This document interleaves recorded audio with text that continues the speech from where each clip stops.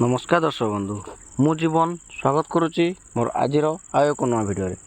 तो दर्शक बंधु पीएफ पेंशन हिताधिकारी और जो मैंने ईपीएफ पेंशन पाते तो से गोटे बहुत बड़ा खुशी खबर आपर पेंशन वृद्धि कर सरकार। तो तांग आपमि पीएफ सहज भाव विड्रॉल करेंगे आप पीएफ टंका केवल सहज भाव विड्रॉल करेंगे।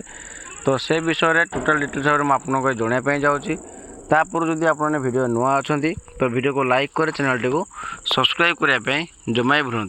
तो दर्शक बंधु आपण मैंने आगुरी जी पीएफ पेंशन पाते बर्तमान तक सरकार आपण को 7,500 टंका आपर पेंशन को वृद्धि करते। तो 7,500 टंका जो आप पेंशन वृद्धि कर तो सहीटा आप लागू हम एवं जो मैंने पेंशन विड्रॉल करने चाहते जहाँकि आप पीएफ जो आप विड्रॉल प्रोब्लेम होता तो से पीएफ विड्रॉल आपमि सहज भाव में विड्रॉल करेंगे। ता साग को आपने कौन अच्छी ना आप बैंक मध्यम आप पैसा उठे पारे डायरेक्ट आपंकर एटीएम द्वारा ही आप पैसा उठे पारे।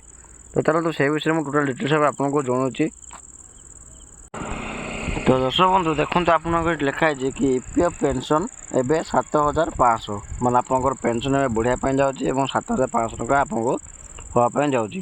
कर्मचारी भविष्य निधि संगठन ईपीएफ नुआ अपडेट आणुची मे मास सुधा समस्त सुविधा मिलवा नहीं आशा रखी ईपीएफ संस्था। तो आपको जो पेंशन आप वृद्धि पाइबा तो से विषय टोटाल डिटेल्स जो आप जानापी जावा। सरकार ईपीएफ 95% पेंशन राशि को वृद्धि कर 7,500 टका करने विचार करुँच। एवं 1,000 टंका पेंशन मिलूँ जहाँ बढ़ी 7,500 टका करने को दाबी रोचे।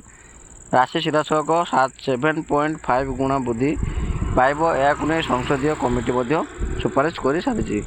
तो यहाँ हूँ आपर पेंशन जो आपर 1,000 टका पाते तो सेटा 7.5 मैं 7.5 गुणा आपको वृद्धि कर 7,500 टका आपको पेंशन करने आगामी को आशा करा। तो आगुरी कौन अच्छे देखो ना एटीएम ईपीएफ टंका उठाण जो मैंने भी पैसा आगुरी ईपीएफ विड्रॉल करते तो से अकाउंट प्रथम ट्रांसफर कले आप बैंक को विड्रॉल कर। तो ये नुआ सिस्टम आपंकर आसी कि आपने केमी आप एटीएम पैसा आप उठे पारे। तो देखो लिखाई आपंकर यूजर एटीएम जरिए ईपीएफ टंका उठे पारे अनेक टेक्निकल परिवर्तन शीघ्र लागू कर पैसा उठे पारे एवं आपको टेक्निकल किसी परिवर्तन होगापाई जाऊँगी। तो पुणी चलो बंद होता खाता जो मन खाता आपंकर बंद हो जाता पुणी चलने चाहते तो आपने केमती चल पारे। देखो जो मनकर खाता आगुरी बंद होता से पुणी खाता चलने चाहते तो से केमती चल जानते आपने कि आधार कार्ड लिंक रे पुराना खाता सहज जोड़ा हो पार माने आपको आधार कार्ड जरिया पुराना जो खाता आपको थी तो से सब आपने पुणी थे जोड़ी पारे।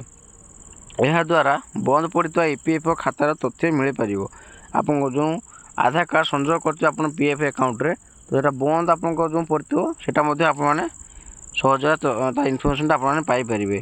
आउ कौन लगे देखो आपंकर यूएनए नंबर पुनः चालू कर आप यूएन नंबर जब आपंकर इनएक्टिव हो तो पुणी एक्टिव करके आपने चालू पुणी करें। तो बंद खातार टंका उठाई पारे आप बंद खाता जो होता आपने पैसा उठे पाइबे।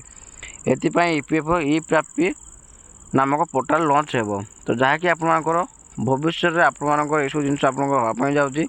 तो आपने ईपीएफ जो मैंने पेंशन पाते से बहुत शीघ्र आप पैसा पाइप जाती।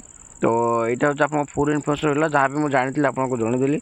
यदि आपको वीडियो भल लगी तो आशा करी आपको चैनल टी को सब्सक्राइब करी वीडियो को लाइक करने जमा ही भूलें।